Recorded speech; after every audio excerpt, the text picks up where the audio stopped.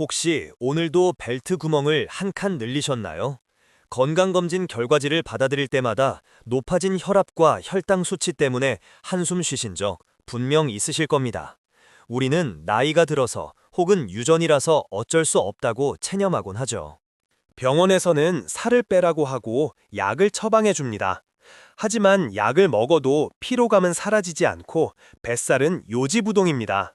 마치 구멍난 독에 물을 붓는 기분이 들지 않으신가요? 그런데 여러분, 만약 대사증후군의 진짜 원인이 우리가 생각하는 것과는 전혀 다른 곳에 있다면 어떨까요? 여러분의 뱃속, 그 깊은 곳에 살고 있는 수조 마리의 작은 친구들이 파업을 일으켰기 때문이라면요? 오늘 소개할 책, 메건 로시 박사의 Love Your Gut, Love Your Gut은 바로 그 작은 친구들, 장내 미생물에 관한 이야기입니다. 이 책은 대사증후군이 단순한 식습관의 문제가 아니라 장 건강의 붕괴에서 시작된다고 말합니다. 굶지 않아도 됩니다. 맛없는 닭가슴살만 씹지 않아도 됩니다. 장 속 환경을 바꾸면 혈당도 혈압도 자연스럽게 따라옵니다. 오늘 이 영상이 끝날 때쯤이면 여러분은 내 몸을 살리는 가장 강력한 무기를 손에 쥐게 될 것입니다. 우리는 흔히 장을 그저 음식물을 소화하고 배설하는 하수구 정도로 생각합니다. 하지만 과학자들은 장을 제2의 뇌라고 부릅니다. 면역세포의 70%가 장에 살고 있고 행복 호르몬인 세로토닌의 90%가 장에서 만들어지기 때문이죠. 특히 대사증후군을 앓고 있는 분들에게 장내 세균은 생명줄과도 같습니다.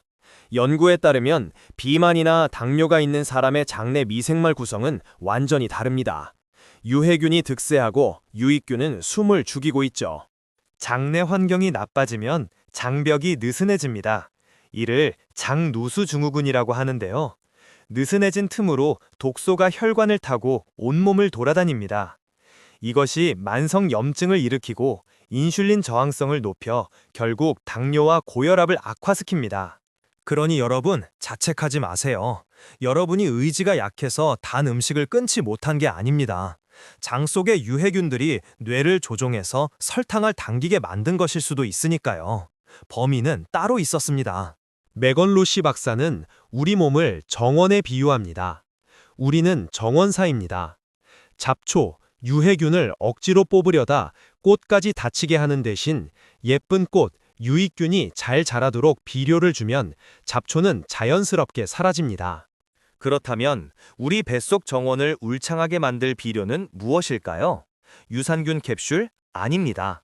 바로 다양한 식물입니다. 이 책의 핵심 메시지는 일주일에 30가지 이상의 서로 다른 식물을 먹어라입니다.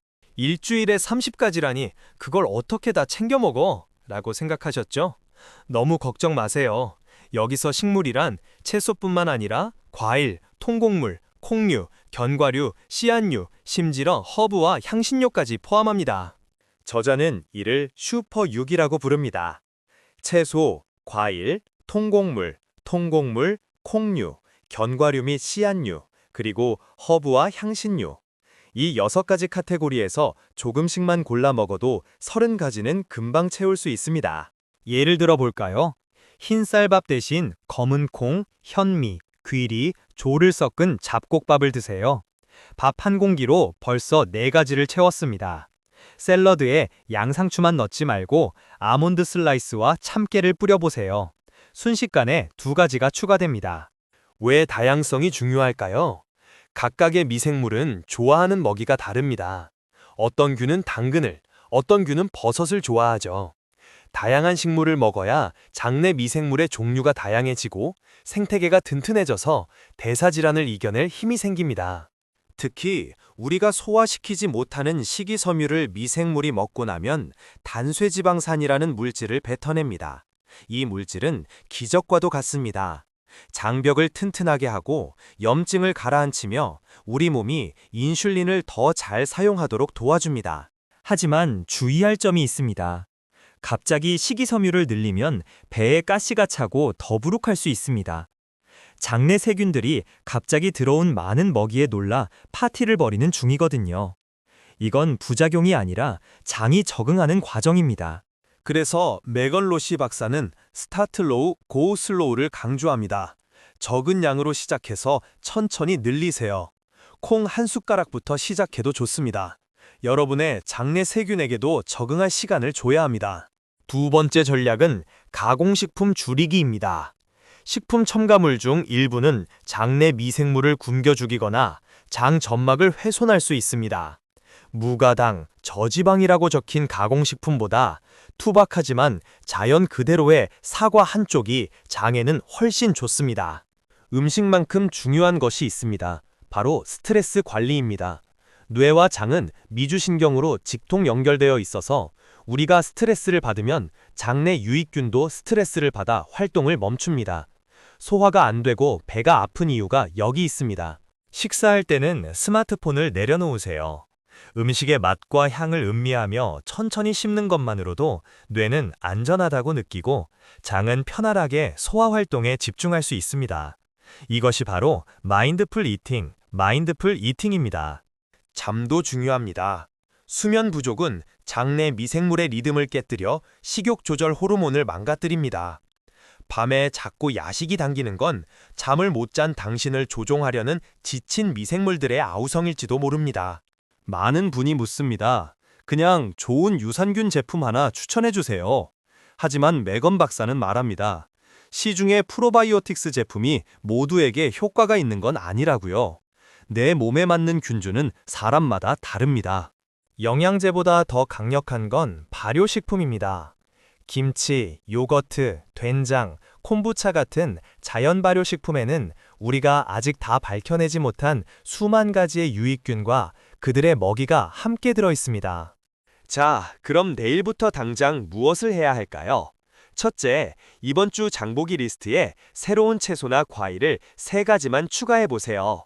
평소에 손이 안 가던 가지, 비트, 아보카도 같은 것들로요. 둘째, 끼니마다 색깔을 확인하세요. 접시 위에 빨강, 초록, 노랑, 보라색이 섞여 있나요? 무지개 색깔을 먹는다고 생각하면 쉽습니다. 셋째, 배가 고프지 않다면 굳이 먹지 마세요. 우리 장에도 청소할 시간이 필요합니다. 식사 사이의 공복 시간은 장내 청소부 세균들이 활동하는 귀중한 시간입니다. 너무 어렵게 느껴지시나요? 놀라운 사실은 식단을 바꾸면 장내 미생물은 불과 24시간에서 48시간 만에 변화하기 시작한다는 것입니다. 여러분의 작은 노력이 즉각적인 반응을 일으킵니다. 대사증후군이라는 진단명 뒤에 숨어 내 몸을 미워하지 마세요. 여러분의 몸은 지금도 살기 위해 균형을 맞추기 위해 치열하게 싸우고 있습니다. 장내 세균들은 여러분의 가장 든든한 지원군입니다.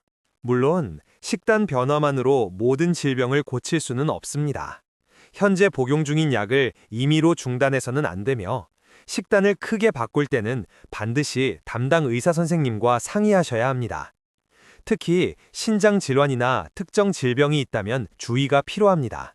기억하세요. 30가지 식물, 가공식품 줄이기, 스트레스 관리. 이 3가지가 여러분의 장을 살리고 대사증후군을 극복하는 열쇠입니다. 오늘 식사 때 여러분의 접시에는 몇 가지 색깔이 있었나요? 댓글로 여러분의 슈퍼식스 식단을 공유해주세요.